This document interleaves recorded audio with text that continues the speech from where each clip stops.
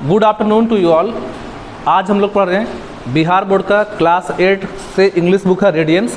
आज का चैप्टर है चैप्टर 5 1 2 3 1 2 3 1 2 3 1 2 3 और 1 2 3 क्या है वो पढ़ेंगे हम लोग कहानी में।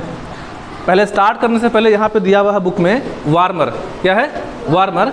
सम people use their body language. कुछ लोग होते हैं जो अपने शरीर से इशारों से बात करते हैं। बॉडी लैंग्वेज का एग्जांपल में है या तो अपने फिंगर से हाथों से इशारा करेंगे या आई से मतलब आँख से इशारा करते हैं।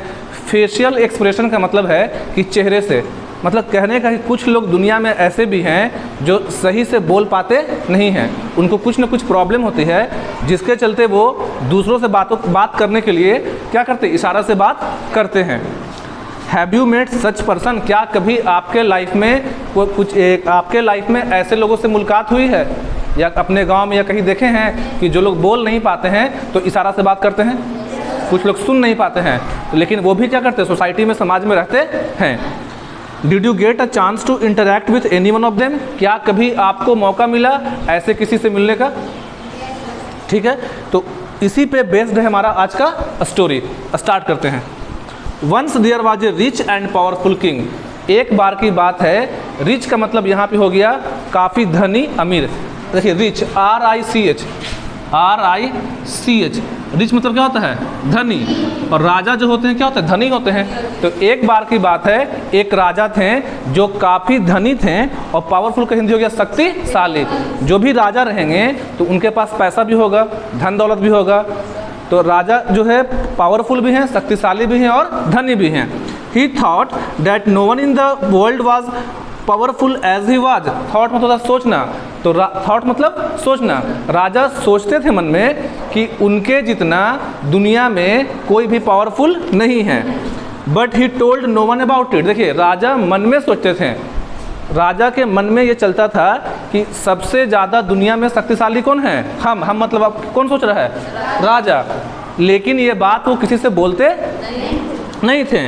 One day he began to wonder what whether other could guess what he was thinking. देखिए one day he began to wonder, wonder मतलब सोचना, थिंक मतलब भी सोचना और वंडर मतलब भी। तो राजा एक दिन सोच रहे हैं वेदर अदर कुड गेस कि क्या दुनिया में कोई ऐसा है जो बता सके कि हम मन में क्या सोच रहे हैं। राजा के मन में ये चल रहा है कि क्या कोई आदमी इतना ज्ञानी है या कोई ऐसा पंडित है जो ये बता दे कि हम अपने मन में क्या सोच रहे हैं। So he called all of his officer and servant. Officer मतलब जो मंत्री थे वहाँ पे, और सर्वेंट मतलब नौकर चाकर, दास दासियाँ। राजा के दरबार में ऐसे भी बहुत से लोग काम करते हैं। तो वो सभी मंत्रियों को और सभी नौकरों को बुलाया, किसके पास? अपने पास। And tell him what thought was in his heart. और बोला कि बताओ। देखिए राजा बुला रहा किसको? सभी मंत्री को, सभी नौकरों को, सभी दास दासियों को, और बुला के बोला बताओ मेरे मन में क्या चल रहा है। राजा सवाल कर रहा है, बताओ मेरे मन में क्या चल रहा है। Many of them made guesses. जो भी वहाँ पे मंत्री थे, जो भी वहाँ पे दास दासी थे, नौकर लोग थे, सभी ने कुछ न कुछ बोला, अपने अंदाज से गेस किए। गेस मतलब क्या होता है? अनुमान लगाना। सभी लोग कुछ न कुछ सोचकर बोले कि राजा के दिमाग में क्या चल रहा है। But no one could satisfy the king with answer. Satisfy का मतलब होता है संतुष्ट करना, लेकिन किसी के जवाब से भी राजा संतुष्ट, क्योंकि उनमें से किसी का भी जवाब सही नहीं था। नेक्स्ट है then the king order his minister to find someone who could guess his thought. अब राजा क्या बोले अपने मंत्रियों को कि तुम लोग एक ऐसा आदमी को खोजो। देखिए वहाँ पे जो थे जितने भी मंत्री थे, नौकर थे, कोई नहीं बता पाया। तो राजा के मन में भी चल रहा सवाल। तो वो मंत्री लोग को ये काम दे दिया कि अब तुम लोग का ये जिम्मेदारी है कि तुम लोग ऐसा आदमी को ढूंढ के लाओ, ऐसा आदमी को खोज के लाओ, ऐसा ज्ञानी आदमी को खोज के लाइए जो बता सके कि मेरे मन में क्या चल रहा है। He gave the minister exactly a month time to find that person। और 1 महीने का समय दिया गया। 1 महीने का समय दिया गया। तो उसने जो है कितने मंथ का, राजा ने 1 महीना का क्या दिया? समय दिया कि 1 महीना में आपको ऐसा आदमी को ढूंढ के लाना है जो मेरे सवाल का जवाब दे सके। The minister search everywhere. Search मतलब खोजना। But he could not find anyone who could guess the thought in the king's mind. जो मंत्री थे सभी जगह ऐसे आदमी को ढूंढते रहे, मतलब घूम घूम के आदमी को खोज रहे हैं। 1 महीना होने को है लेकिन उनको ऐसा आदमी नहीं मिला। As the month was coming to a close, deadline कितने दिन का है? 1 मंथ का। डेड लाइन मतलब कि जो अंतिम समय है वो राजा कितना दिए हैं?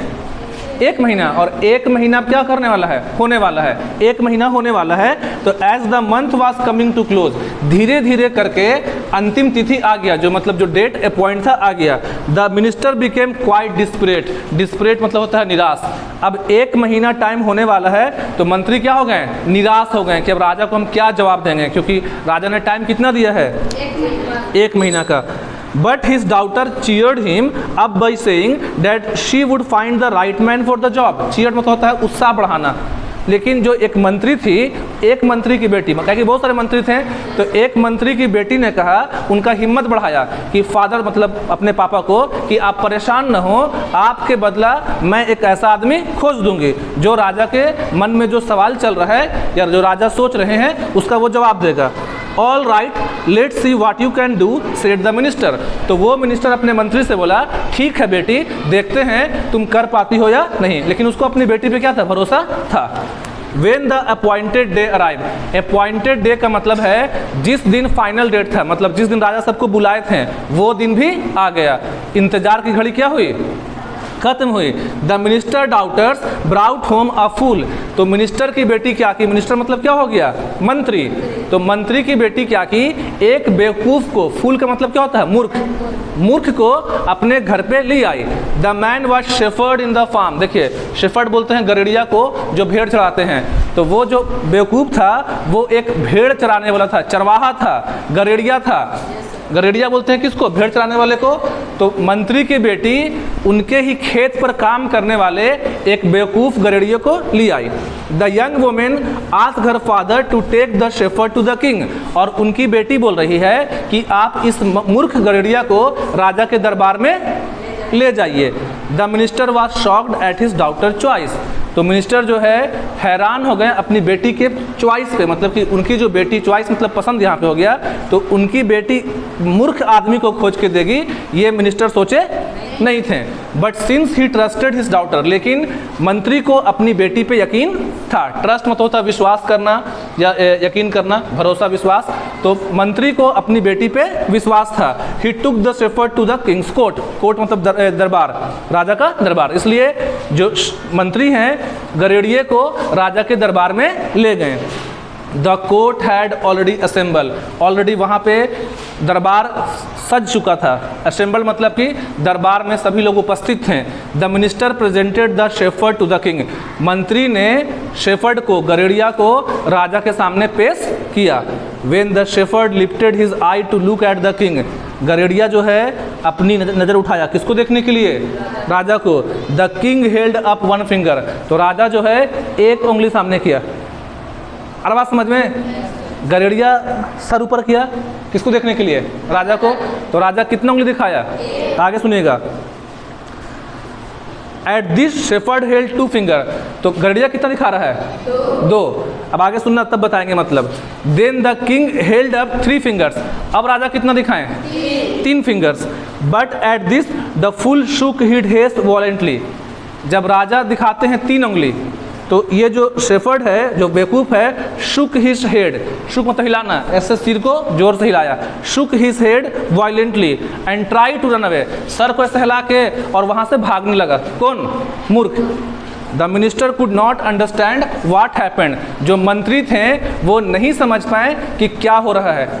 जो मंत्री है वो नहीं समझ पाए कि दरबार में क्या हो रहा है। He begged the king to explain things to him, begged का मतलब होता है अनुरोध करना, विनती करना। तो अब मिनिस्टर राजा से बोलते हैं कि आप ही बताइए महाराज, हम लोग कुछ समझ नहीं पा रहे हैं कि क्या हो रहा है। देखिए राजा क्या बोलते हैं, अब राजा एक्सप्लेन करते हैं। When I held up 1 finger, कि जब मैंने कितना उंगली दिखाया था? 1। Said the king I asked the man whether I was alone was king, तो मैंने उस आदमी से पूछा था, क्योंकि वो शायद बोलता नहीं था, कि राजा जब 1 फिंगर दिखाए हैं तो राजा पूछते हैं कि by holding 1 finger I asked the man whether I alone was king, क्या केवल मैं ही राजा हूँ? तो जब राजा दिखाए थे एक फिंगर, एक उंगली, तो राजा का पूछने का मतलब था कि क्या दुनिया में केवल मैं ही एक शक्तिशाली हूँ? तो वो जो मूर्ख था वो कितना दिखाया था? तो उसका राजा जवाब दे रहे हैं। अब एक्चुअली में वो क्या कहेगा वो हम लास्ट बताएंगे। राजा खुद ही समझ ले रहे मन में ना, राजा दिखाए कितना उंगली? एक। तो मूर्ख कितना दिखाया? लेकिन मूर्ख का मतलब 2 दिखाने का अलग है और राजा का सोचने का। तो राजा एक्सप्लेन करते कि मूर्ख ने जब 2 उंगली दिखाया तो उसका मतलब था नहीं, दुनिया में 2 लोग शक्तिशाली हैं, 2 राजा हैं, एक भगवान है और एक आप हैं। मूर्ख के 2 उंगली दिखाने पे राजा ये समझ जाते हैं कि दुनिया में 2 लोग शक्तिशाली हैं, एक भगवान और दूसरे राजा। और जब राजा दिखाते कितना उंगली? 3।